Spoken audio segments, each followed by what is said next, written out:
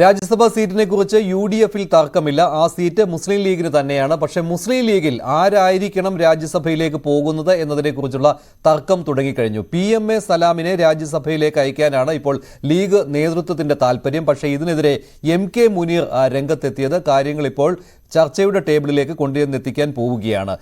പുതുമുഖങ്ങൾക്ക് അവസരം കൊടുക്കുന്നതിനൊപ്പം തന്നെ യുവാക്കളെ ആയിരിക്കണം ഈ സീറ്റിലേക്ക് പരിഗണിക്കേണ്ടത് എന്നാണ് MK മുനീറിന്റെ ആവശ്യം. CV അനുമോദ് മലപ്പുറത്തു നിന്ന് തയ്യാറാക്കിയ റിപ്പോർട്ട് കാണാം.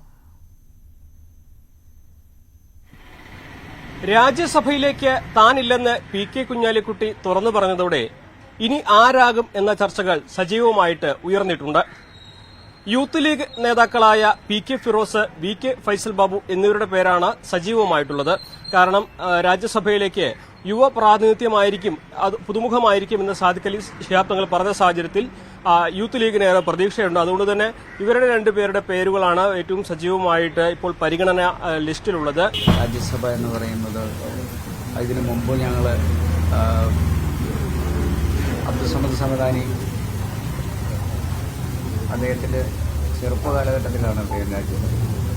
അതേസമയം തന്നെ മുതിർന്ന നേതാക്കളിൽ പരിഗണിക്കണമെന്ന ആവശ്യവും അല്ലെങ്കിൽ അഭിപ്രായവും ഒരു ഭാഗത്ത് ഉയരുന്നുണ്ട്. അങ്ങനെയാണെങ്കിൽ PMA സലാമിനെയോ അതേപോലെ മലപ്പുറത്തെ മുതിർന്ന നേതാവായിട്ടുള്ള CP ബാവഹാജിയോ പരിഗണിക്കണമെന്ന ആവശ്യവും ഉയർന്നിട്ടുണ്ട്. പക്ഷേ ഇതിനേക്കാൾ പ്രാധാന്യം അല്ലെങ്കിൽ ഒരു മുൻതൂക്കമുള്ളത് യൂത്ത് ലീഗിന് തന്നെയാണ്. നിലവിലെ സാഹചര്യത്തിൽ ഈ ഒരു രാജ്യസഭാ സീറ്റ് സംബന്ധിച്ച ചർച്ചകൾ ലീഗ് ഔദ്യോഗികമായിട്ട് ആരംഭിച്ചിട്ടില്ല.